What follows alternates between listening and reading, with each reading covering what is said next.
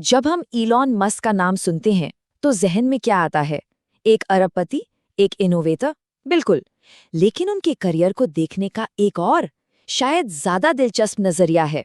इसे एक सीढ़ी की तरह समझिए। एक ऐसी सीढ़ी जिसका हर पायदान एक बहुत बड़ी समस्या थी जिसे उन्होंने सुलझाया, और हर अगला पायदान पहले से ज्यादा मुश्किल, ज्यादा बड़ा। तो चलिए इस सीढ़ी के सबसे पहले पायदान से इस कहानी को शुरू करते हैं। तो हमारे इस सफर में हम 5 मेन स्टॉप्स पर रुकेंगे। देखेंगे कि कैसे उनकी शुरुआत हुई, फिर इंटरनेट की दुनिया में उन्होंने कैसे अपना नाम बनाया, मंगल पे जाने का सपना कैसे देखा, इलेक्ट्रिक गाड़ियों की क्रांति कैसे लाई, और आखिर में कैसे वो एक बिल्कुल नए भविष्य को बनाने में जुटे हैं। तो चलिए सबसे पहले पड़ाव पर चलते हैं, उनकी शुरुआत।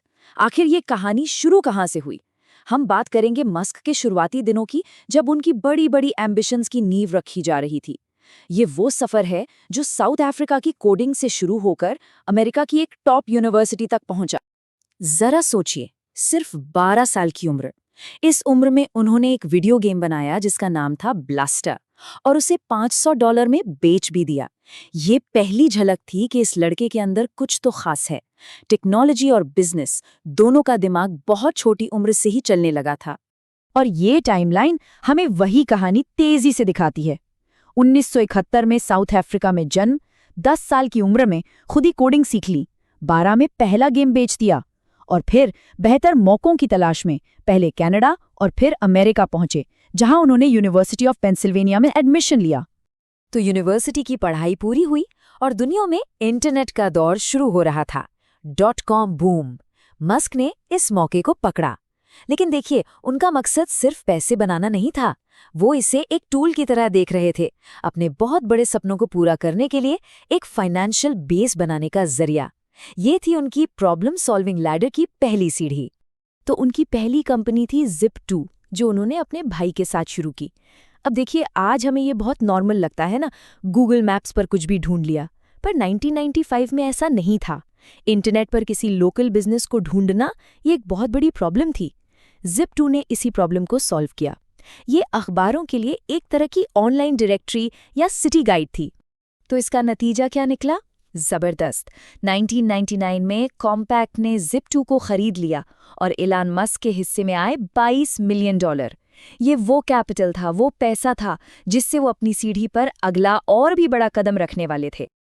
अब $22 मिलियन हाथ में थे, तो इस पैसे से उन्होंने शुरू किया X.com, एक ऑनलाइन फाइनेंशियल सर्विसेज कंपनी। आगे चलकर ये कंपनी कॉन्फिनिटी नाम की एक और कंपनी के साथ जुड़ गई, जिसके पास एक कमाल का प्रोडक्ट था, पेपैल।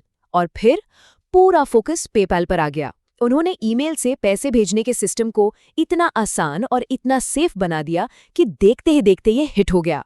इतना बड़ा हिट कि 2002 में ईबे ने इसे $1.5 बिलियन में खरीद लिया। इस डील से मस्क को मिले $1650 मिलियन से भी ज्यादा। अब ये सिर्फ एक नंबर नहीं है, ये वो चाबी थी जिससे वो दरवाजे खोलने वाले थे जो शायद किसी ने सोचे भी नहीं थे। यहाँ से चीजें सच में दुनिया बदलने वाली थीं। और यहीं से कहानी पूरी तरह पलट जाती है। अब तक मस्क इंटरनेट की यानी डिजिटल दुनिया की प्रॉब्लम सॉल्व कर रहे थे, लेकिन अब वो अपना फोकस शिफ्ट करने वाले थे मानवता के अस्तित्व से जुड़ी मुश्किलों पर, मतलब वो प्रॉब्लम जो हम इंसानों के वजूद से जुड़ी हैं। तो साल 2002 में मस्क ने SpaceX की नींव रखी, और इसका मकसद ऐसा था कि सुनकर ही लोग हैरान रह गए। उनका एक ही लक्ष्य था, इंसानों को एक मल्टी प्लैनेटरी स्पीशीज बनाना, मतलब मंगल ग्रह पर इंसानी बस्ती बसाना। उनका मानना था कि अगर हमें लंबे समय तक सर्वाइव करना है तो हमें एक से ज्यादा ग्रहों पर रहना होगा। तो इतनी बड़ी प्रॉब्लम को सॉल्व कैसे किया? इसका जवाब था फैल्कन रॉकेट फैमिली। एक एक करके देखिए। सबसे पहले आया फैल्कन 1, जिसने ये साबित किया कि एक प्राइवेट कंपनी भी ऑर्बिट तक रॉकेट भेज सकती है। फिर आया फैल्कन 9, इसने तो खेल ही बदल दिया। इसके रीयूजेबल बूस्टर्स की वजह से स्पेस में जाने का खर्च बहुत कम हो गया। और फिर आया फैल्कन हेवी, जिसने अपनी पहली ही उड़ान में दुनिया के सबसे पावरफुल रॉकेट का खिताब अपने नाम कर लिया। एक तरफ जहां वो अंतरिक्ष की ऊंचाइयों को छूने की तैयारी कर रहे थे, वहीं दूसरी तरफ जमीन पर भी एक बहुत बड़ी क्रांति की शुरुआत हो चुकी थी। इस बार उनका निशाना था ऑटोमोबाइल और एनर्जी इंडस्ट्री। उस दौर में इलेक्ट्रिक गाड़ियों का नाम सुनते ही क्या इमेज बनती थी? धीमी, अजीब सी दिखने वाली, जिनकी बैटरी थोड़ी दूर जाकर ही खत्म हो जाए, है ना? लेकिन फिर 2008 में आई टेस्ला रोडस्टर और इसने सब कुछ बदल दिया। ये सिर्फ एक कार नहीं थी, ये एक स्टेटमेंट था, एक ऐलान था कि इलेक्ट्रिक गाड़ियां भी हाई परफॉर्मेंस और सुपर एक्साइटिंग हो सकती हैं।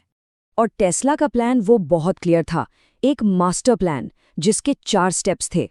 स्टेप 1, रोडस्टर से ये साबित करो कि परफॉर्मेंस में कोई कमी नहीं है।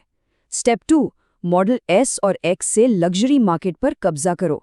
स्टेप 3, मॉडल 3 और वाई से इलेक्ट्रिक गाड़ियों को आम लोगों की पहुंच तक ले आओ। और आखिरी स्टेप, गीगा फैक्ट्रीज बनाकर प्रोडक्शन को इतने बड़े स्केल पर ले जाओ जितना किसी ने सोचा भी ना हो। अब बात सिर्फ गाड़ियों की नहीं थी। 2016 में टेस्ला ने सोलर सिटी को खरीद लिया। ये सिर्फ एक कंपनी का दूसरी को खरीदना नहीं था, ये एक पजल का आखिरी टुकड़ा था।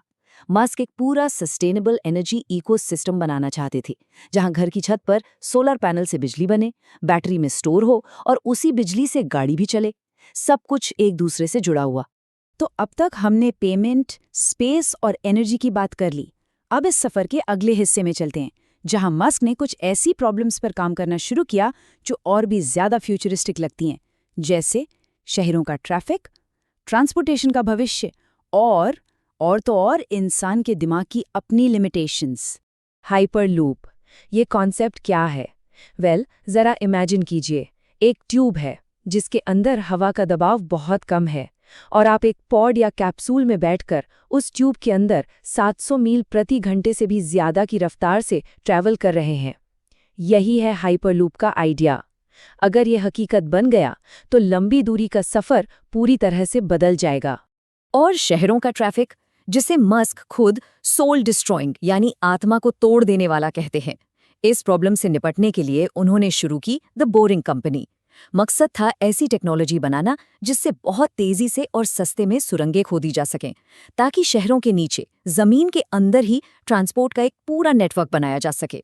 और अब एक ऐसा आइडिया जो सीधा किसी साइंस फिक्शन फिल्म से निकला हुआ लगता है, ब्रेन कंप्यूटर इंटरफेस। इसका मतलब क्या है?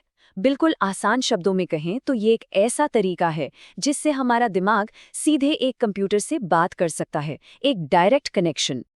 और इसी टेक्नोलॉजी को हकीकत में बदलने के लिए 2016 में मस्क ने शुरू की कंपनी न्यूरालिंक। इसके 2 मकसद हैं।